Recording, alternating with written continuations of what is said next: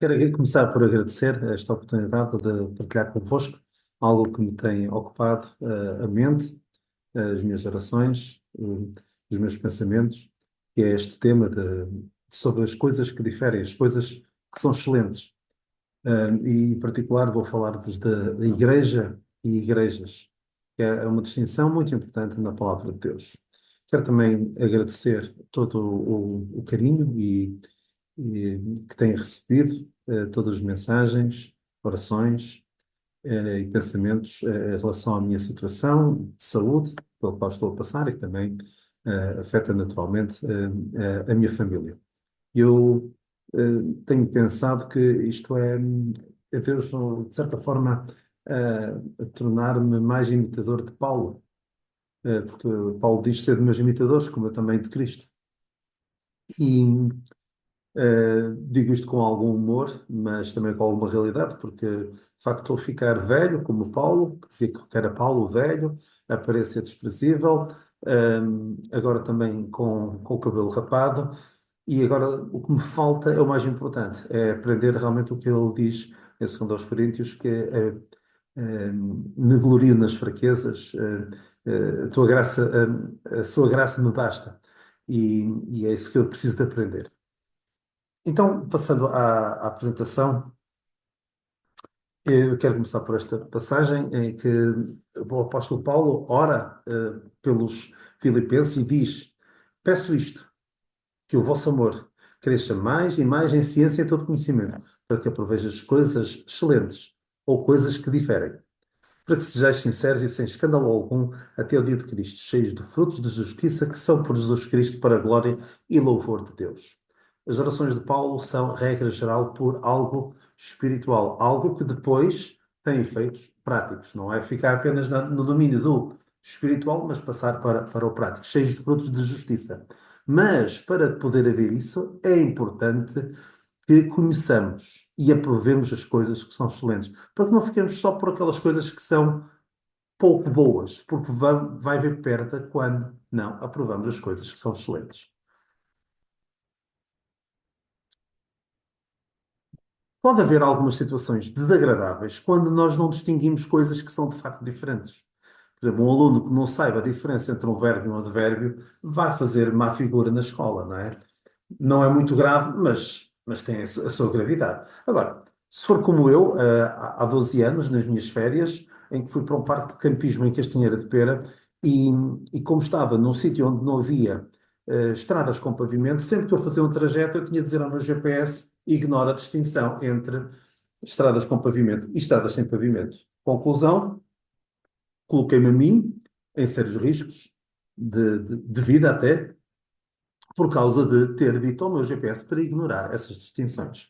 E quando nós ignoramos distinções claras e óbvias, particularmente na palavra de Deus, vamos ter sérios problemas que podem ir do mera situação caricata até à própria questão da salvação. Quando confundimos passagens que não estão relacionadas umas com as outras, quando misturamos, quando dizemos que é tudo igual.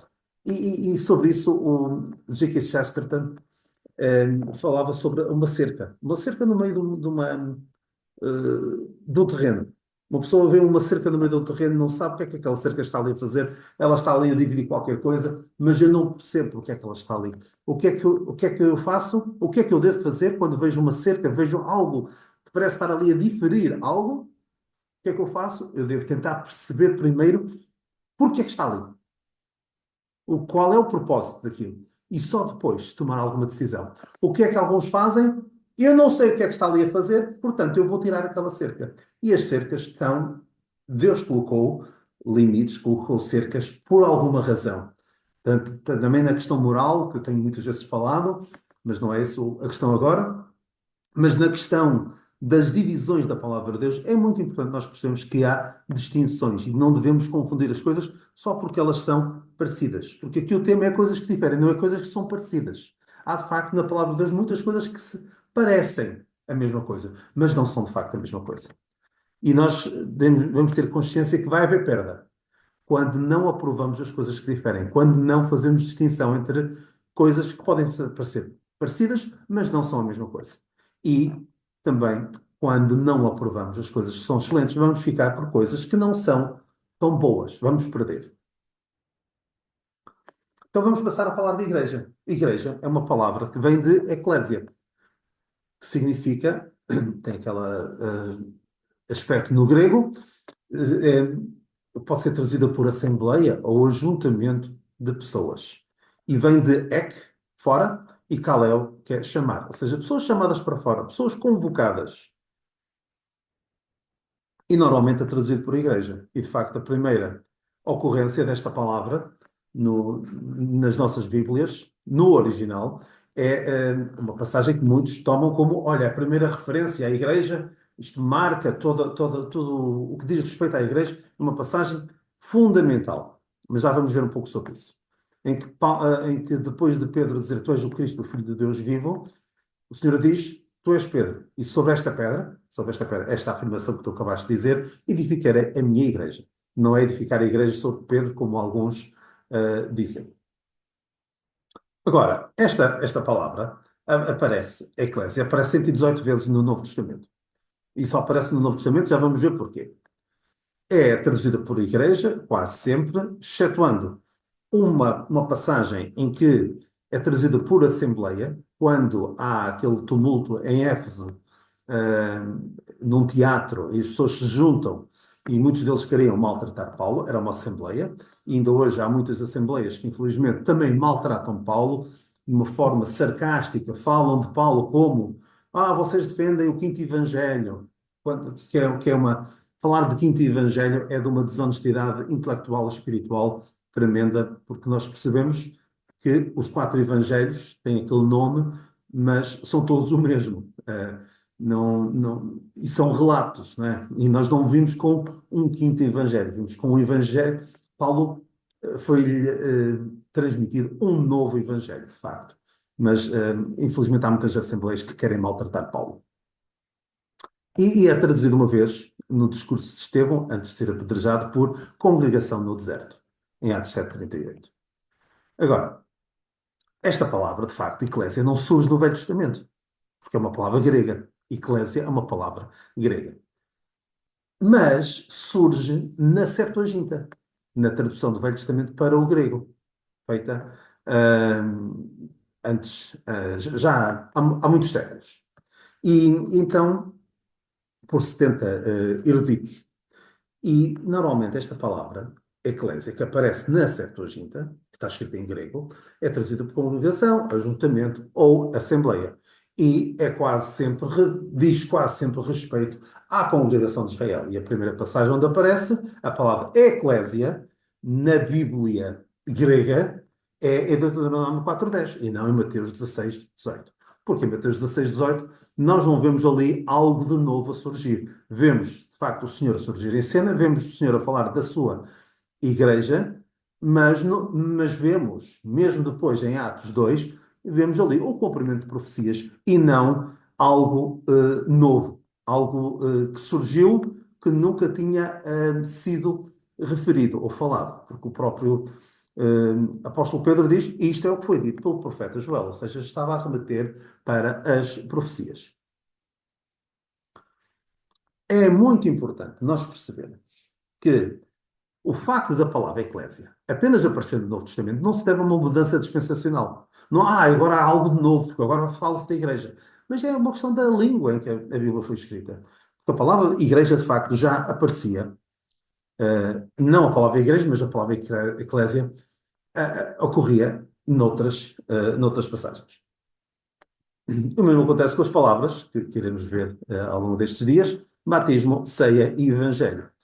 Particularmente batismo e evangelho são palavras muito marcadamente gregas e não aparecem no Velho Testamento, apesar de aparecer lavagens, apesar de aparecer boas novas no chamado Velho Testamento. E é muito importante e essencial perceber aqui a igreja, aqui a eclésia, uma determinada passagem que se refere. Porque se virmos a igreja e pensarmos que é tudo a mesma coisa, é como o GPS que diz estradas com pavimento e estradas sem pavimento é a mesma coisa, e depois ando no meio de um pinhal com o meu carro com sérios riscos para a minha vida. E aqui também ando a falar de igreja, da igreja messiânica, de um programa profético a pensar que estou a falar da Igreja Corpo de Cristo. O que é que não é a Igreja? A Igreja não é a Igreja Católica Apostólica Romana, apesar de se arrogar de o ser. Vem na comunicação social, falar da Igreja é sempre a Igreja, a chamada Igreja é a Igreja Católica. Se bem que, se formos a ver, há alguns fundamentos que eles têm, algumas justificativas que eles têm para a sucessão apostólica, para a autoridade apostólica, para a questão de perdoar pecados. Tem mais, não vou dizer que tem base bíblica, mas tem mais sustento bíblico do que muitos dos nossos irmãos que, não distinguindo entre igreja e igrejas, querem apropriar-se de certas passagens, como aquela de Mateus 16, 18, a dizer que a Igreja começou ali. A Igreja Católica, se calhar, consegue um melhor trabalho nesse aspecto. Também não é o clero, muitas vezes chama, o clero é que é a Igreja. Não é uma religião e é essencial qualquer pessoa perceber que a Igreja não é uma religião. Não confundo, não nos convertemos a uma igreja, nós convertemos a uma pessoa, não nos convertemos a uma religião. Passamos a pertencer a uma igreja, não passamos a pertencer a uma religião. Também não é difícil, embora nós nos reunamos também não é uma organização, embora deva ser organizada, obviamente. Não é um clube ou uma sociedade, não deve ser algo onde nós vamos para nos sentirmos melhor, porque um sentimento de pertença. Não, deve ser muito mais do que isso. E também não deve ser algo que se faz uma hora por semana. Se o conceito de igreja que se tem é este, triste da pessoa que tem perante a igreja uma postura destas. Então, o que é a igreja na Bíblia? É um conjunto de pessoas chamadas por Deus com um propósito que não é sempre o mesmo. Não, há um propósito, mas ao longo dos tempos, os propósitos com que Deus chamou as pessoas eram diferentes. Com a nação de Israel era um, depois com os 12 era outro, e agora com a Igreja do Corpo de Cristo é outro.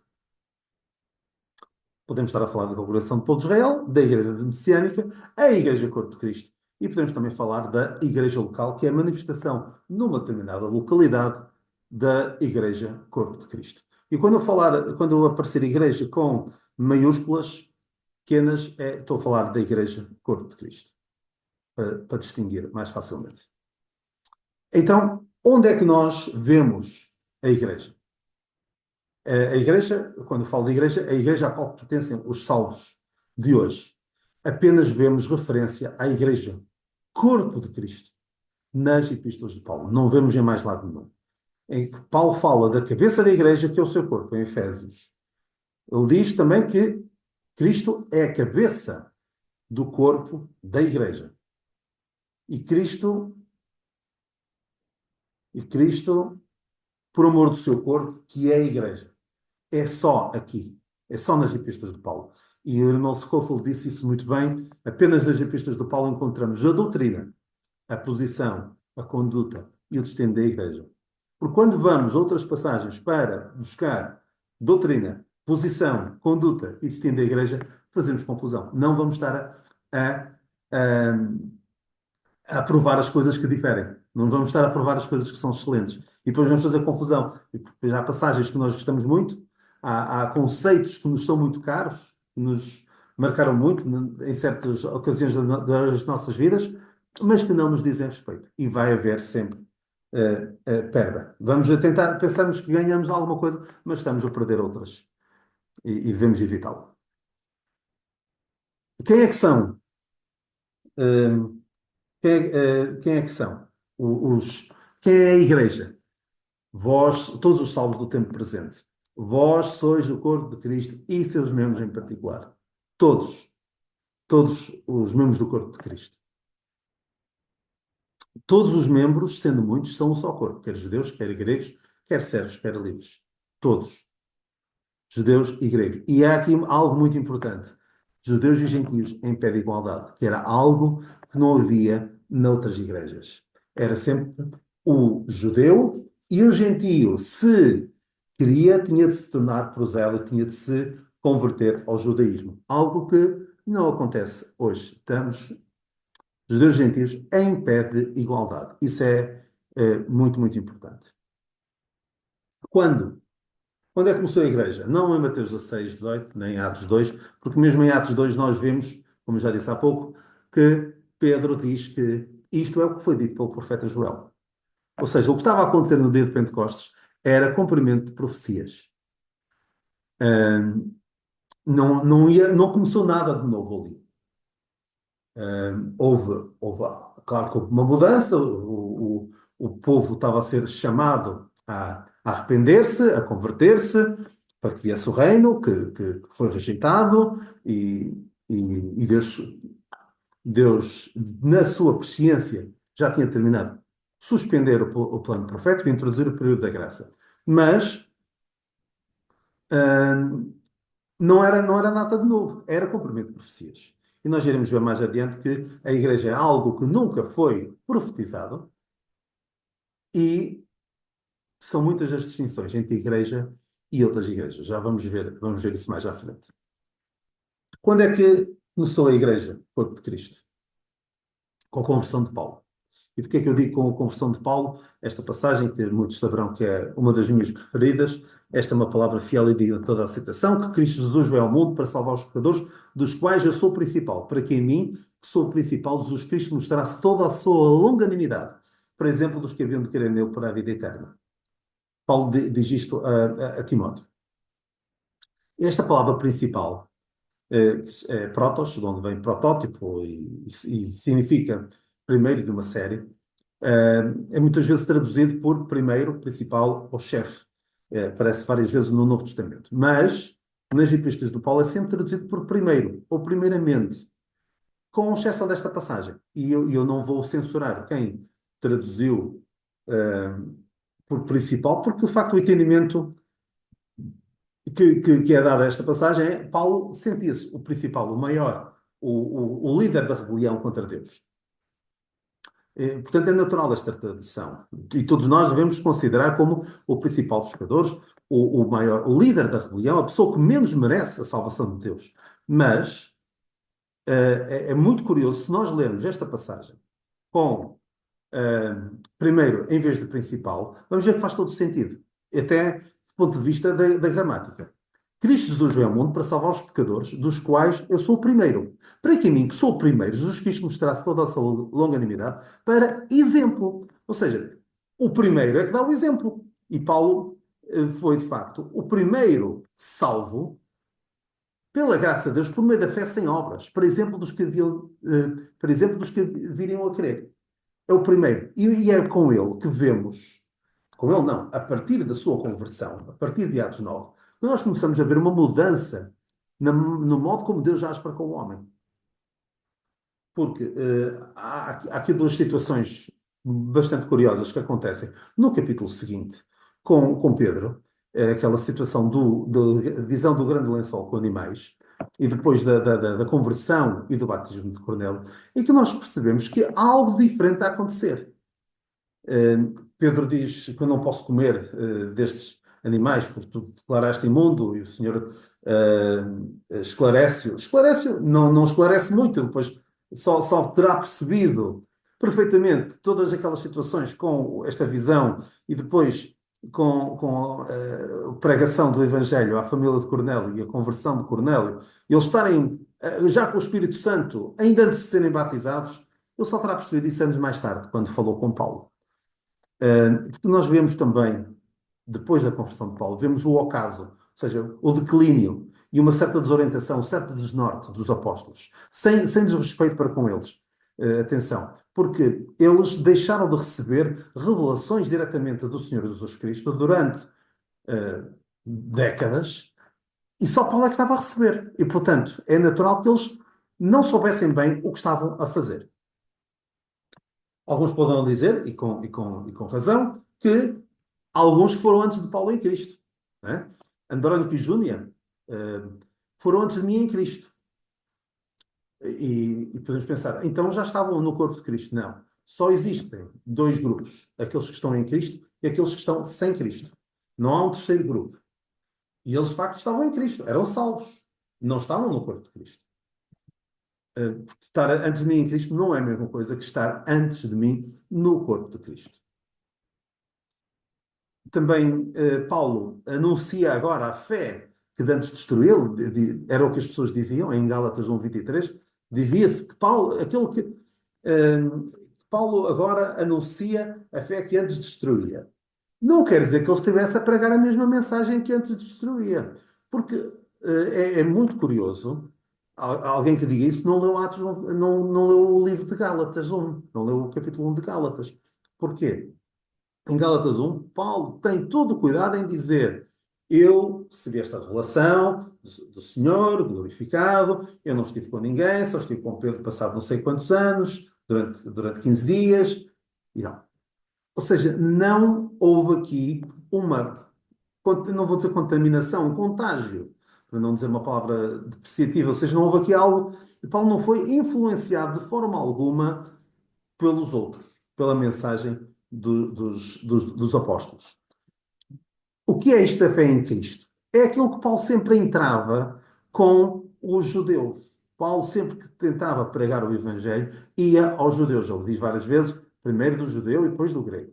O objetivo dele era alcançar os seus irmãos de nação para Cristo. Então ele chegava à beira das sinagogas e dizia: Jesus é o Messias prometido, foi morto e ressuscitou. E no seu nome é anunciada a salvação. Esta era a fé em Cristo. Claro que depois ele explicava mais detalhadamente, de acordo com o novo programa, esta mensagem. Mas isto era o ponto de partida, sempre. E todas as passagens em que dá a entender que, ele está a falar da mesma coisa que os outros falavam, era apenas o início, era o ponto de partida. E depois, tal como Priscila e Áquila, declarava mais pontual, a Apolo, declarava mais pontualmente o caminho da verdade. Será que estava profetizada a igreja? Alguns gostam de pegar nesta passagem e dizer que há outras ovelhas que não são deste aprisco, mas também me convém agregar estas. Elas ouvirão a minha voz e haverá um rebanho e um pastor. Parece que está a falar da igreja. E por muito que eu gosto do hino 580, uma letra lindíssima, mas estas ligações a rebanho e ovelha, pastor, são muito messiânicas, muito judaicas, e também é algo que nós devemos ter algum cuidado. E estas ovelhas não são a igreja corpo de Cristo. São os judeus que estavam dispersos, ou então os judeus que haviam de crer. Não são os judeus, não são os crentes da igreja, não, da dispensação, porque isso, no facto, não estava profetizado. E o próprio Senhor Jesus Cristo, quando falava, ele, claro que era omnisciente, mas também tinha a capacidade, como naquela passagem de Mateus 24:36, em que ele dizia: nem o Filho do Homem sabe. Ou seja, ele próprio não se punha a tirar dicas, indícios daquilo que havia de vir. Ele não fazia. Tiago, naquele concílio de Jerusalém, fala sobre aquilo que Paulo estava a falar, de que a salvação tinha chegado aos gentios, e Pedro também já tinha falado aqui em Atos 15, que nós seremos salvos pela graça de Deus, como eles também. Tiago diz isto. E com isto concordam as palavras dos profetas. Ou seja, aquilo que o Pedro estava a dizer, aquilo que Pedro e Paulo estavam a dizer, batia certo com o que estava nos profetas. Atenção, ele não está a dizer que isto é o que os profetas disseram. Ele não está a dizer isso. Ele está a dizer que com isto concordam. Concordam é diferente. Não é a mesma coisa. E é importante perceber que Tiago não estava por dentro da relação que Deus tinha dado a Paulo. Mas percebia, isso sim ele percebia, que a salvação haveria de chegar também aos judeus. Ou seja, esta ideia de os judeus também, os, os gentios, a salvação também chegar aos gentios, esta ideia de os gentios também serem alcançados pela salvação de Deus, não era algo que Deus tivesse dito: não vai acontecer. Isso, esqueçam lá, os gentios vão estar para sempre excluídos da salvação que eu ofereço. Não. Era sabido que a salvação havia de chegar aos gentios. Não daquela maneira. E atenção, isto são palavras de Tiago, não é doutrina. Ok? E aquela passagem que eu já referi, que o próprio Pedro já tinha percebido que nós seremos salvos pela graça do Senhor Jesus Cristo, como eles também. Ou seja, a salvação tinha chegado aos gentios.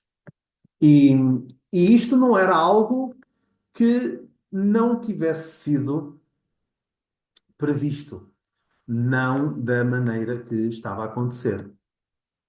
É importante perceber isso. Os crentes de Bereia, Paulo ia foi a Bereia, à sinagoga, e a Bíblia fala os de Bereia foram mais nobres porque examinavam nas Escrituras se estas coisas eram assim. Então eles estavam a analisar as Escrituras para ver se estas coisas eram assim. Porque isto já estava nas Escrituras. A igreja já estava profetizada. E também Paulo, a dada altura, a falar com o rei Agripa, diz: Eu não estou a dizer nada mais do que os profetas e Moisés disseram. Atenção, já disse isto.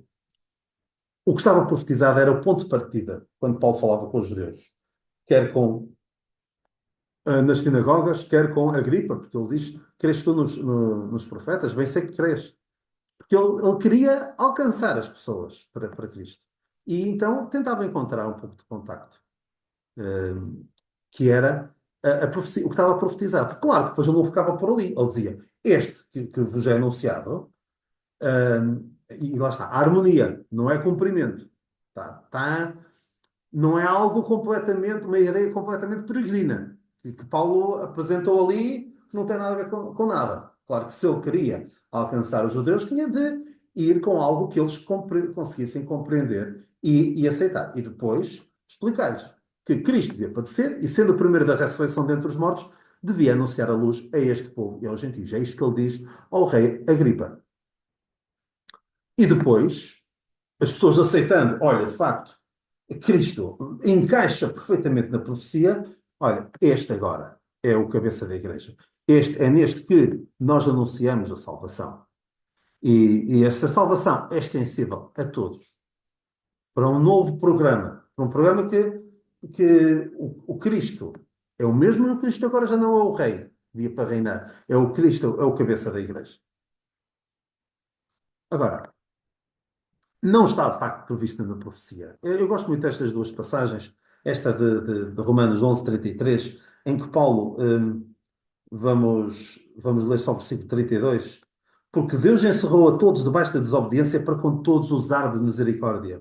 E depois no versículo 33, ó profundidade das riquezas, tanto da sabedoria como da ciência de Deus, quão insondáveis são os seus juízos e quão inescrutáveis os seus caminhos. Por quem compreendeu o intento do Senhor, ou quem foi seu conselheiro, ou quem lhe deu primeiro a ele, para que lhe seja recompensado, porque dele e por ele e para ele são todas as coisas, glória pois a ele eternamente. Esta palavra, inescrutáveis, é a mesma palavra que aparece em Efésios 3:8, em que Paulo diz que, vou lá rapidamente, Efésios 3:8,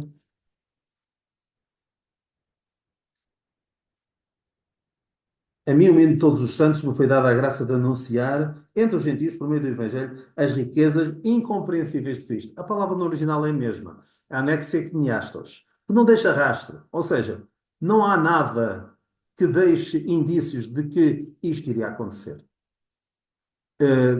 E mesmo o Senhor, Paulo diz aos Coríntios de que se os príncipes deste mundo soubessem, nunca crucificaria o Senhor da Glória.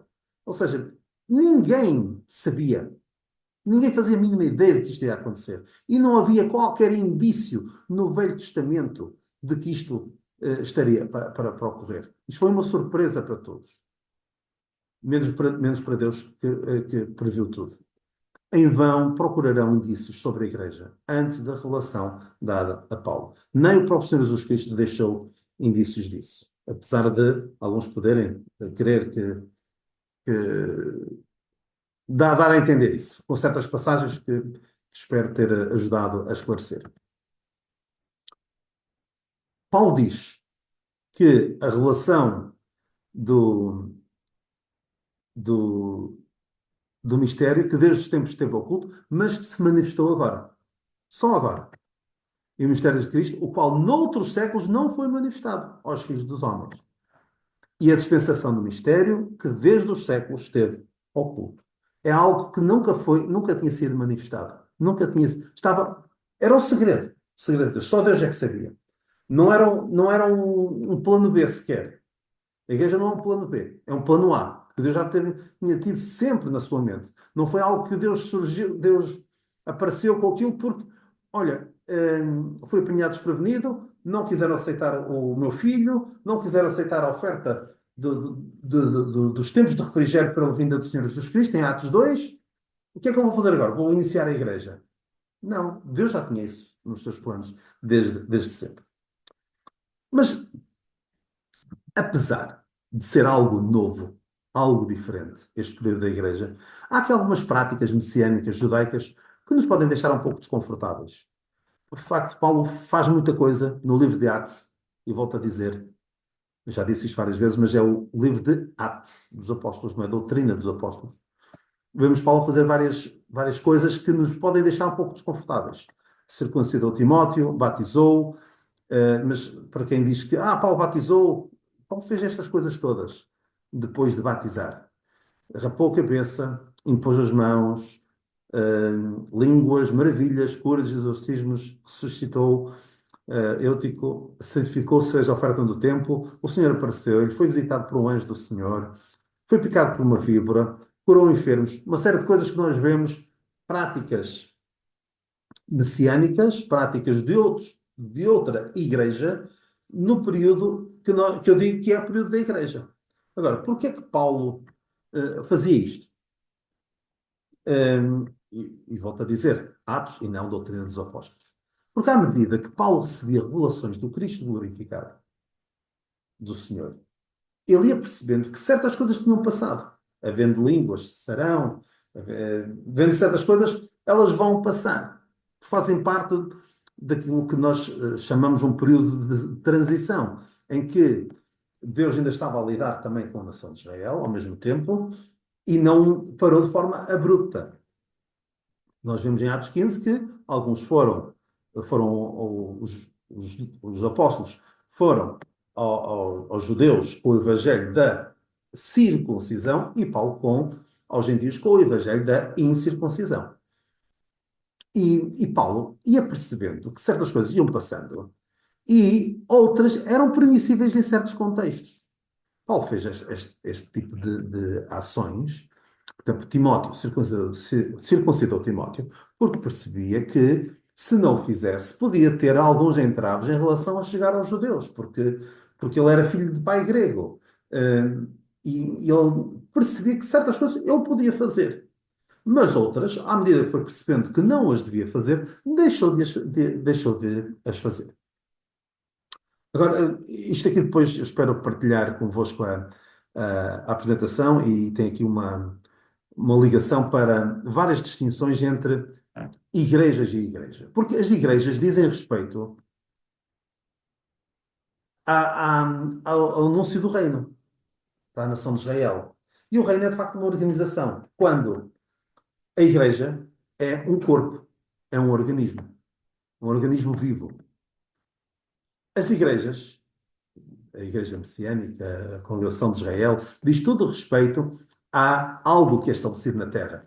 Quando nós temos uma posição no céu, e não devemos confundir, por muito que gostemos das promessas que são feitas ao povo terreno, nós temos uma posição no céu muito mais elevada. Cristo é o rei, agora Cristo é o cabeça.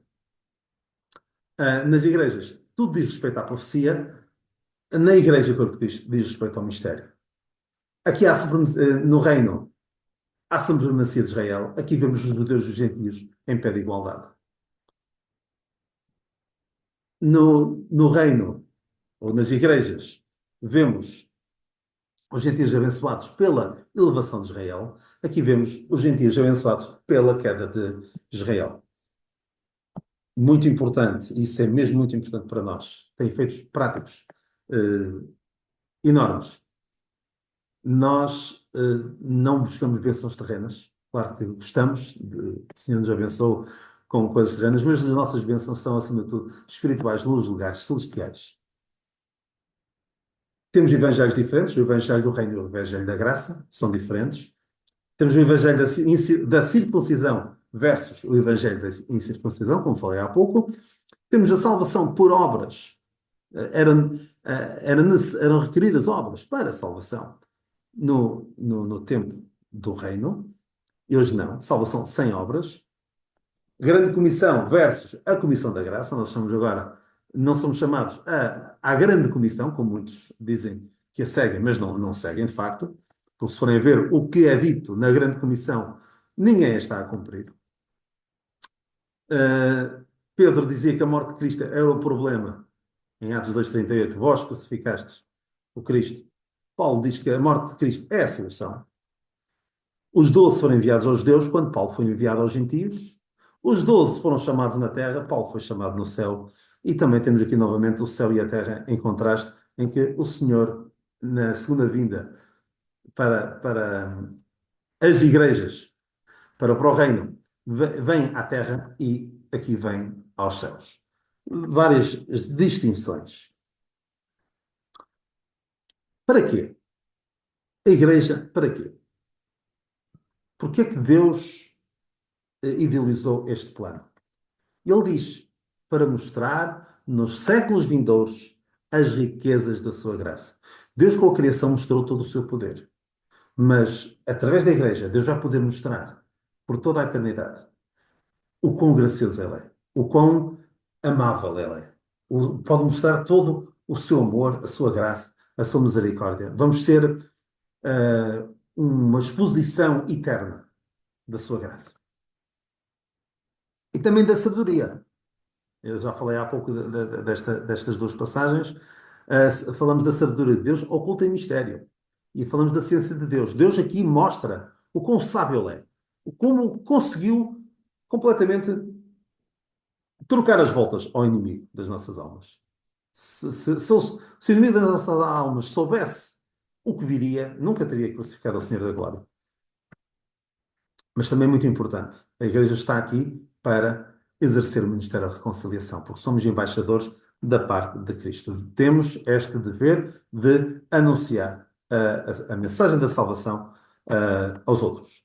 E muito importante, porque nós somos os fiéis depositários da palavra de Deus. Nós devemos ser, a Igreja deve ser a coluna e a firmeza da verdade. E não devemos arredar, não devemos arredar pé, não devemos deixar que a verdade da palavra de Deus seja posta em causa, seja por quem for. Nós somos, a Igreja tem este dever de ser coluna e firmeza da verdade. Quero ver agora, estarei perto do fim, mas quero ver alguns efeitos práticos, porque isto não é só teoria. Efeitos práticos. Quem é o nosso modelo de conduta? E se eu disser que o nosso modelo de conduta é Paulo e não o Senhor, alguns poderão ficar escandalizados e pensar que eu estou a rebaixar o Senhor. Mas não. Paulo diz, para mim, sou o primeiro, para exemplo dos que haviam de crer. Ele é exemplo de salvação e de conduta. Ele diz ali, em 1 Coríntios 11:1, ser meus imitadores, como eu também de Cristo. E podem dizer, mas ele imitava Cristo. Sim, mas que Cristo, ainda que tenhamos conhecido a Cristo da carne, contudo já não conhecemos desta forma. Ele conhecia o Cristo glorificado. E era dele que ele recebia as revelações. Portanto, nós fazemos muito bem em ter atenção ao exemplo de Paulo. Porquê? Porque Paulo podia pecar. Paulo lutava com as dificuldades. Claro que o Senhor também foi tentado, mas o Senhor não podia pecar. O Senhor veio ao mundo para nos salvar, não para dar o exemplo. Ele não podia de forma alguma, pecar, senão a obra da nossa salvação estaria irremediavelmente posta em causa. Mas claro que devemos atentar para o sentimento que havia nele, no Senhor Jesus Cristo. Mas é importante percebermos, o nosso modelo de conduta é Paulo. Há coisas que o Senhor fez, que Ele fez, para que nós não tivéssemos de fazer. Ele foi à cruz para que nós não tivéssemos de ir. Alguns crucificam-se, não é? Fazem aquelas cerimónias religiosas para imitar o Senhor, na sua crucificação. Alguns batizam-se dizendo que estão a imitar o Senhor. E quando não é esse o propósito de Deus. Qual a nossa relação com o pecado? O pecado é algo que deve ser estranho na vida do crente. Nós que estamos mortos para o pecado, como vivemos ainda nele. Nós lutamos contra o pecado, mas o pecado deve ser algo que estranho, algo que acontece por acidente, não algo que, quando alguém pecar, faz isto ou aquilo. Ou se alguém pecar, temos um advogado. Não, o pecado é algo que não deve ser sequer considerado. Um crente não deve pensar, se eu fizer isto, o que é que me acontece? Não, o crente não pode pensar dessa maneira. O pecado é estranho. O pecado levou o Senhor à cruz. Reparem que não há, enquanto que no programa profético havia provisão, se alguém pecar, faz isto, oferece um sacrifício, faz isto, faz aquilo, nós não temos nada. Podemos dizer, vamos confessar os nossos pecados. Isso é uma questão que já tenho falado sobre isso, e não creio que o Senhor nos vá perdoar novamente, o Senhor já nos perdoou. Mas o que nós vemos, a nossa atitude para com o pecado é: eu não quero pecar, eu não quero fazer aquilo que levou o meu Senhor à cruz. Outro efeito prático. O que é que esperamos de Deus quando oramos? E eu já tenho dito a algumas pessoas que eu também faço os meus filmes, não é? Eu espero daqui a cerca de um mês estar com o cancro em remissão e estar apenas em vigilância. Mas eu não sei se é isso que vai acontecer. E quando eu oro, quando eu peço algo a Deus, eu devo ser inteligente também. Eu devo orar com o espírito, mas também com entendimento. E perceber o que é que Deus me promete. O Senhor diz: tudo quanto pedires em meu nome, eu o farei. Diz isto às igrejas, a igrejas, não diz isto à Igreja Corpo de Cristo. Porquê? Porque nós não sabemos pedir como convém. Ele dizia ali, num contexto em que eles iam estar cheios do Espírito Santo, e claro que era um contexto diferente. Mas agora nós todos não sabemos o que devemos pedir como convém. Mas Deus tem algo melhor. Por isso é que eu digo várias vezes: gostas muito de uma promessa dada às igrejas e não à igreja, por Cristo? Tens melhor. O que é que preferes? Juntando estas três passagens, o que é que preferes? Preferes ter tudo o que queres ou aquilo que é prometido por alguém que é poderoso para fazer tudo muito mais abundantemente além daquilo que pedimos ou pensamos, segundo o poder que em nós opera? Eu prefiro isto. Claro, claro que é assim. Prefiro não, eu quero ficar bem, é verdade. Mas se eu for racional, se eu for espiritual, se eu entender o que Deus me promete, o que Deus anda a fazer e quer fazer em mim, eu devo optar por esta. Porque a receita, eu tenho dito isto muitas vezes, vocês têm-me ouvido, alguns já me ouviram várias vezes falar sobre isto. A receita de Deus, que é o médico dos médicos, muitos gostam de dizer, Deus é o médico dos médicos. A receita de Deus é graça e paz. A minha graça te basta, o meu poder se aperfeiçoa na fraqueza.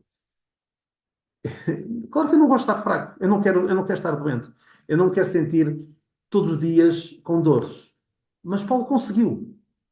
E é aí que nós precisamos de aprender. Se tivermos de viver desta forma, o Senhor dá a graça e o Senhor dá a paz. Não estejais inquietos por coisa alguma, antes as nossas petições sejam tudo conhecidas. E a paz de Deus, que excede todo entendimento, guardará os vossos corações, os vossos sentimentos em Cristo Jesus. É isso que Deus promete. E Deus consegue algo extraordinário. Pode parecer ilógico. É lógico para o mundo, porque lá está, excede todo o entendimento. Mais do que dar-nos o que nós desejamos, Deus quer mostrar que a sua graça e a sua paz chegam, são suficientes. Uma pessoa consegue, mesmo no meio da adversidade, mesmo no meio da doença, mesmo numa situação, humanamente falando, desesperante, consegue viver.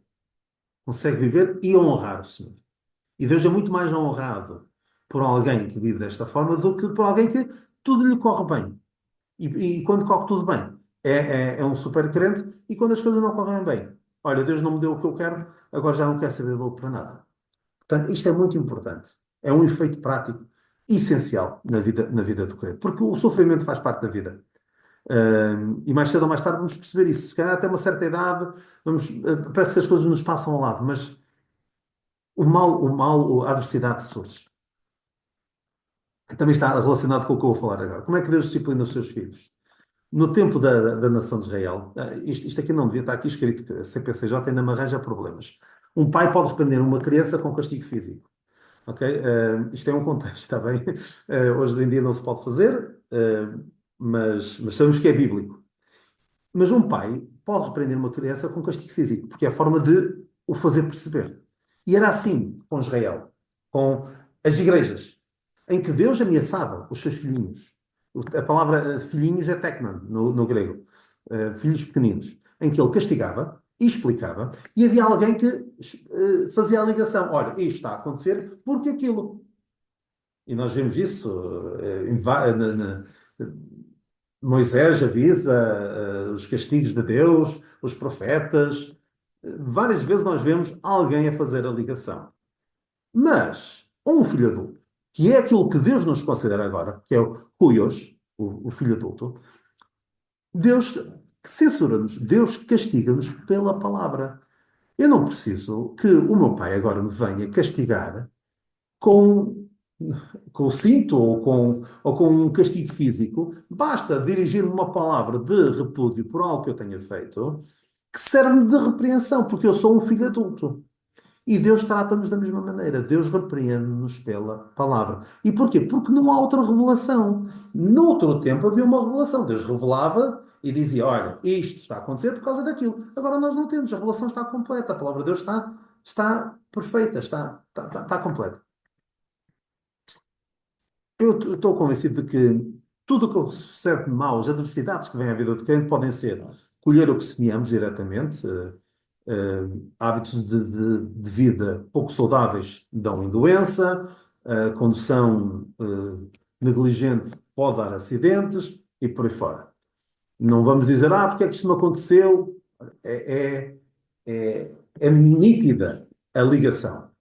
Pode ser a oposição de inimigo, e certamente o inimigo, se pudesse, como o diabo disse ao Senhor, queria ciraná-los como trigo, mas eu roguei por vós, diz o Senhor. O diabo, se pudesse, desmanchava-nos. Mas Deus não o permite, tal como fez com Jó. Permitiu até certo ponto. Mas também pode ser a mera consequência de vivermos num mundo amaldiçoado pelo pecado. Num mundo onde as coisas acontecem, onde acontecem doenças, onde acontecem violações, homicídios, guerras, nada, doenças.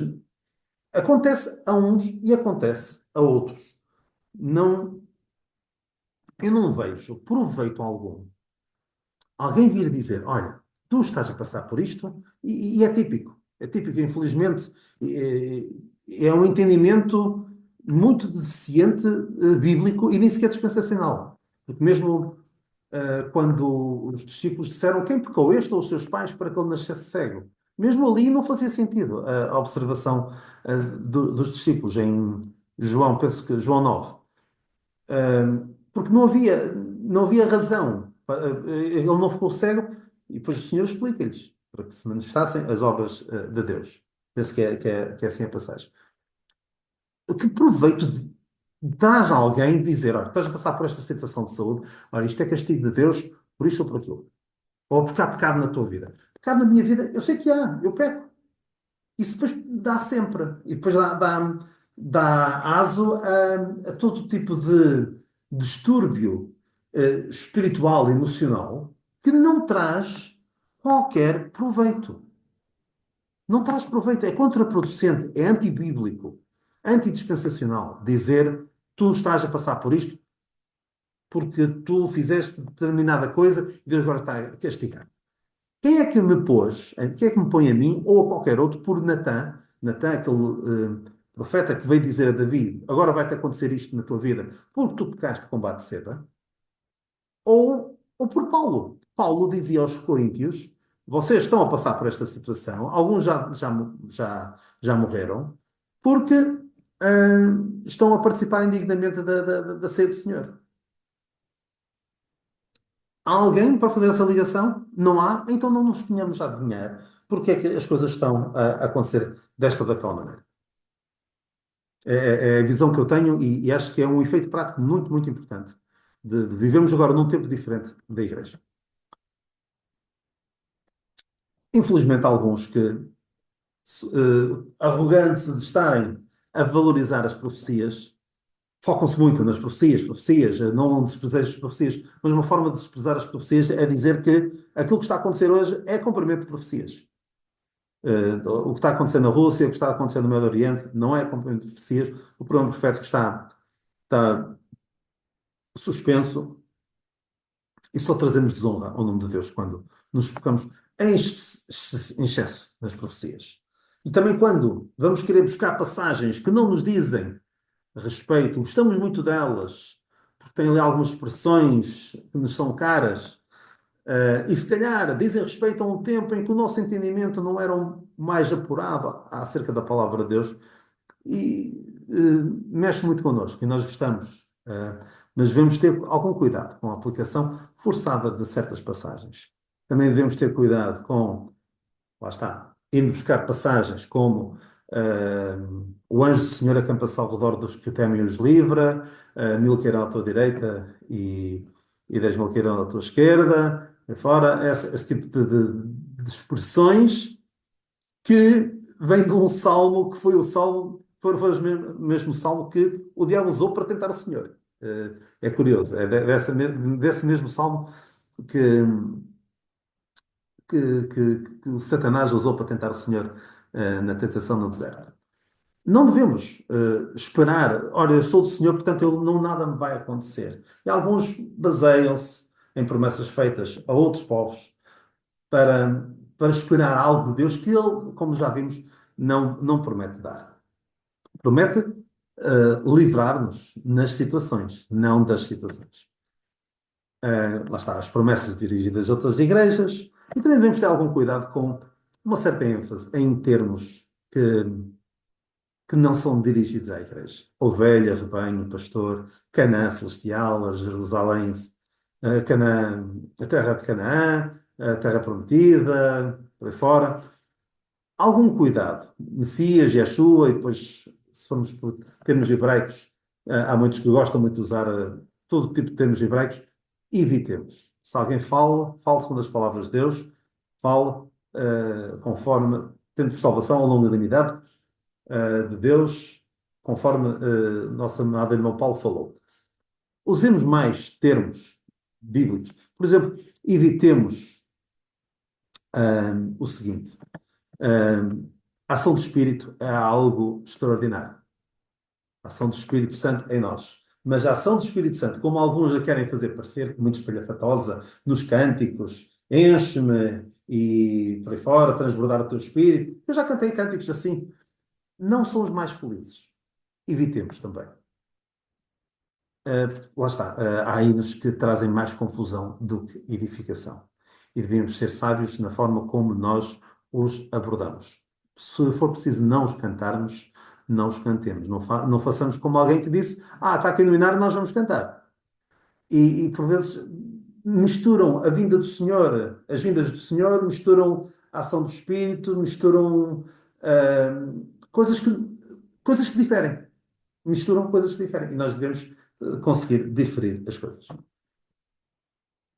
E o que é que nós estamos à espera? Estamos à espera de que venha o reino? Ou que vá à tua igreja? Se há algo que nós devemos esperar, parecido, não é venha o teu reino, é que vá à tua igreja. Maranata, vem, Senhor. Deve ser essa a nossa. Ou o Senhor vem. Também pode ser traduzido por o Senhor vem. Infelizmente, alguns, isto é importante, é um efeito prático muito importante. Alguns veem a postura da igreja ser arrebatada como uma derrota. Então, o Senhor vai tirá-los daqui? Vocês não vão conseguir cumprir o vosso objetivo de conquistar o mundo? Mas o nosso objetivo não é conquistar o mundo de uma forma física. Porque nós vemos que Paulo não exorta os crentes, não exorta os servos a revoltarem-se contra os seus senhores, os servos contra os seus senhores, ou o povo de Deus contra os ditadores que havia na altura. Era ser sujeito às autoridades, sempre. Sempre sujeição às autoridades. Porque o nosso trabalho não é físico, a nossa dimensão principal é espiritual. Claro, depois tem efeitos práticos. E devemos, assim, procurar ter uma vida quieta e sossegada. Deve ser esse o nosso objetivo. Agora, para terminar com a igreja local, que é a manifestação da igreja numa determinada localidade. Eu não acredito em denominações. Claro que por vezes é preciso pôr algum nome para distinguir daquilo que é claramente erro, e aqui nem sequer estou a falar de igrejas que não considero igrejas, estou a falar das igrejas apenas que, que há na Bíblia, né? Poder falar de pseudo-igrejas, mas não, numa questão de tempo também não falarei. Mas por vezes é preciso pôr algum termozinho para distinguir. Mas não são bíblicas. Porque se há uma denominação, é a denominação que está em. A igreja que está em Cencreia, a igreja que está em Corinto, a igreja dos Filipenses, a igreja dos Efésios, as igrejas da Galácia. É assim que Paulo escreve. Paulo nunca escreve à igreja que tenha uma certa denominação. E as lideranças nas igrejas locais devem ser sempre plurais e no masculino. Paulo exortava Tito a estabelecer presbíteros, sempre muito importante. E no masculino. Infelizmente, tudo hoje em dia é permissível e vemos chamadas igrejas a já considerar outro tipo de lideranças. Mas, no entanto, todos podem e devem servir. Não há aqui pessoas que assistem ou que se reúnem. Febe, dizia Paulo, Febe serve na igreja que está em Cencreia. Não há aqui uma mera assistir. Porquê? Porque, como já lemos esta passagem, hum, vós sois membros do corpo de Cristo e seus membros em particular. Todos nós somos úteis. Todos nós podemos fazer algo na igreja. E o que é que se deve esperar de um membro da igreja local? Perante tudo isto que falámos, nós vamos perceber que é de facto um grande privilégio vencermos este plano de Deus. Este plano que Deus idealizou desde a eternidade passada para mostrar nos séculos vindouros a sua graça, a sua sabedoria, a sua misericórdia para connosco. Temos uma grande responsabilidade. E o que é que se espera de nós? Espera que nós nos congreguemos, espera que nós estejamos comprometidos com a igreja, que tenhamos comunhão, que convivamos com os nossos irmãos, que sejam pessoas de facto importantes para nós.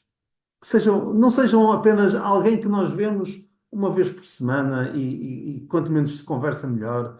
É ser pessoas mesmo família, porque é o que é uma igreja local, deve ser uma família. Devemos estar prontos a servir e desejosos de servir. Devemos estar sujeitos às autoridades na igreja local. Eles é que vão dar contas a Deus. E muito importante, e por isso é que também muitas vezes as pessoas não querem este compromisso. Não, por causa da questão da conduta. Não querem não querem prestar contas a ninguém. E, portanto, preferem estar como estão. E firmeza. Firmeza que é algo muito, muito importante. Precisamos ser firmes. Precisamos de estar dispostos a batalhar pela verdade da palavra de Deus. E são algumas das considerações que eu gostaria de deixar convosco. E deixo uma última pergunta. Se, de facto, na minha vida eu mostro que pertencer à Igreja do Corpo de Cristo é, de facto, o mais importante, o que mais define a minha vida. Que o Senhor nos abençoe e nos guarde e desejo-vos uma ótima conferência à luz da palavra de Deus, aprendendo a, a aprovar as coisas que diferem as coisas excelentes. O Senhor nos abençoe.